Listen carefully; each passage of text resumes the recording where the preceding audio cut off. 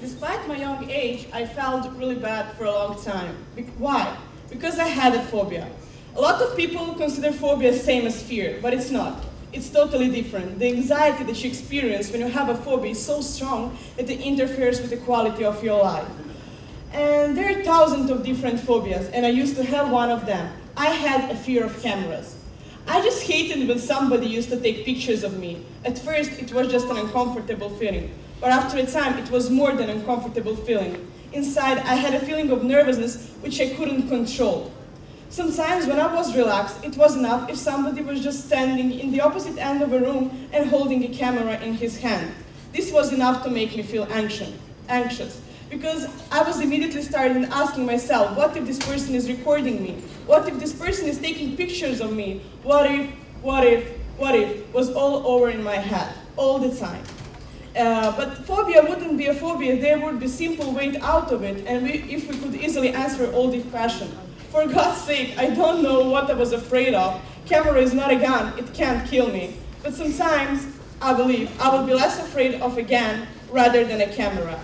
As time was going by, there were more and more questions and less answers. I was sinking into the depth of my own mind. You know, it was really difficult. And during many sleepless nights, I was trying to convince myself that all of my phobias are virtual, that there is no solid ground under them. And yes, I figured to convince myself, but only after 5 seconds, the question what if would come in my head, and all of my fragile confidence would disappear. But you know, once I was sitting with my friend in the cafe, and she suddenly started taking pictures of me. The feelings which I experienced were special that day. I knew what I wanted to do. I just wanted to go home and to sleep, because this was the only solution for me. I knew what was going to happen. I would come home, I would cry for hours, and then I would fall asleep.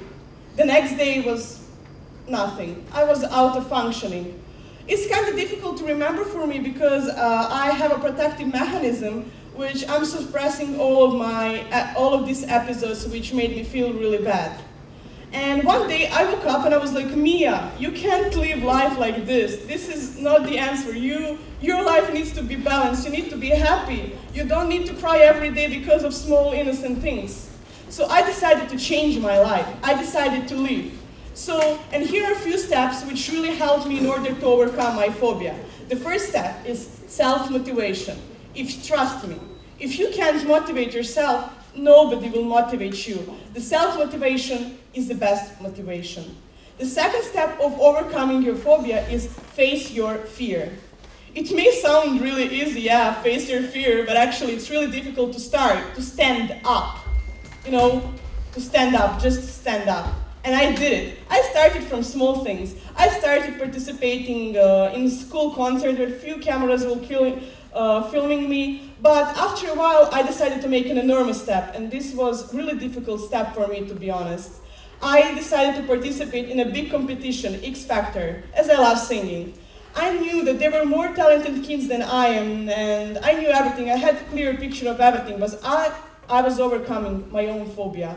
And I'm proud of myself, because already when I participated in X Factor, I already started thinking, maybe the cameras are not that scary, maybe they're not that bad.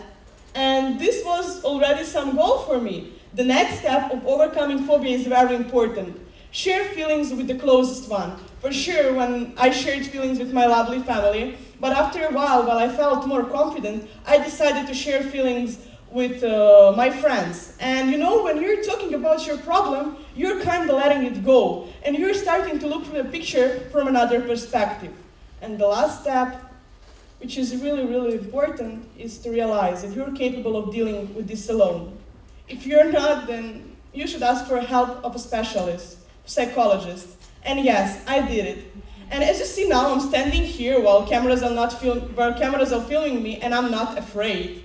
And I'm standing here. But you need to understand that you need to dedicate all of your time, because a psychologist is not a magician who can make all your fears go away. No, it's not like this. You need to dedicate all of your time and all of you.